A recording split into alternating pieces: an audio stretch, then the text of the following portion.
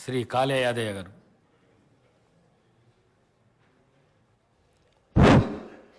తెలంగాణ రాష్ట్ర 3వ శాసనసభ స్పీకర్గా ఎన్నికైనందుకు మొట్టమొదట నా హృదయపూర్వక ధన్యవాదాలు.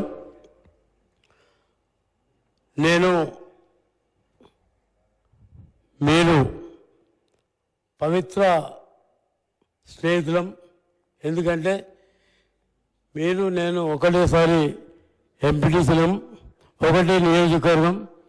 మరి ఆ రోజు ఇద్దరం కలిసి వికారాబాద్ సీటుకు 4 సార్లు కొట్లాను. ఇద్దరం కూడా 4 సార్లు వికారాబాద్ సీటుకు కొట్లాడినాం. కాలక్రమేణా 2008లో మరి రాజశేఖర రెడ్డి సాబ్ మరి నీకు నాకు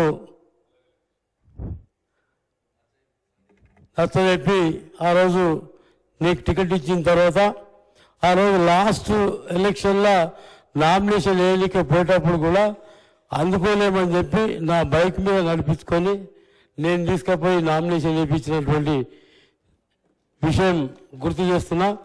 మరి ఎందుకంటే మనం అపూర్వ స్నేహితులం కాబట్టి ఒకటేసారి ఎంపీపీ, ఒకటే నియోజకవర్గం వెళ్ళి పక్క మండలాలకు వెళ్ళి ఎంపీపీలుగా ఉండి మరి ఆ రోజు నుంచి ఇప్పటి వరకు మరి కాలక్రమేణా నాకు చేవెళ్ళ టికెట్ రావడం జరిగింది. మరి మీకు వికారాబాద్లో కూడా 2 సార్లు ముఖ్యమంత్రి గారు కూడా వికారాబాద్ పోతావాని కూడా అడిగినాను. మొన్న వికారాబాద్ పోమని కూడా చెప్పిండు. ఆయన కూడా నేను వికారాబాద్ పోను సార్, చేవెళ్ళకి వెళ్ళి ఉంటాను చెప్పి. కాబట్టి ఏది ఏమైనా అందరికంటే ఎక్కువ సంతోషం నాకుంటుంది. ఎందుకంటే నేను ఫస్ట్ టైం తీసుకుపోయినప్పుడు నామినేషన్ నా బైక్ మీద తీసుకుపోయి ట్రాఫిక్లో జామ్ అవుతున్నామని చెప్పేసి బైక్ మీద తీసుకుపోయి నామినేషన్ వేసి ఇచ్చిన సందర్భం. అదేవిధంగా మేడం ప్రచారంలో భాగంగా 2008లో ఒక ఊళ్ళో ఎమ్మెల్యే క్యాండిడేట్ ఏంటంటే మేడం నన్ను చూపించింది, ఆయన ఎమ్మెల్యే క్యాండిడేట్. అలాంటి సందర్భం అంటే ఒక లాస్ట్ ప్రచారం ముగించే సమయం లోపల మరి ఆ ఊరికి రాలేని పరిస్థితిలో వేరే మండలాలు ఉంటే అక్కడ నన్ను చూపించిన సందర్భం ఉంది. కాబట్టి అందుకే మనం అపూర్వ స్నేహితులం అని చెప్తున్నా. మరి అదేవిధంగా అపూర్వ సోదరులం.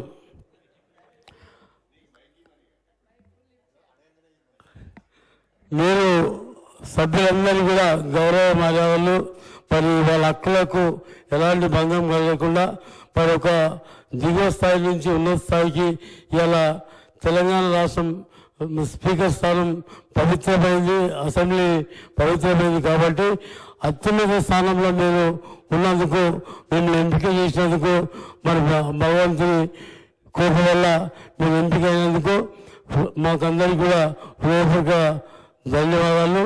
మేమందరం కూడా మీకు మరి ఎల్లప్పుడూ అందుబాటులో ఉండి సభ్యుల హక్కులను కాలరాయకుండా మా యొక్క ధ్వనిని వినిపించేటట్టు మాకు అవకాశాలు కల్పించాలని ఆ భగవంతుని కోరుతూ మరి అవకాశం కల్పించిన మీ అందరికీ కూడా పేరు హృదయపూర్వక ధన్యవాదాలు చెప్తూ సెలవు తీసుకుంటాం.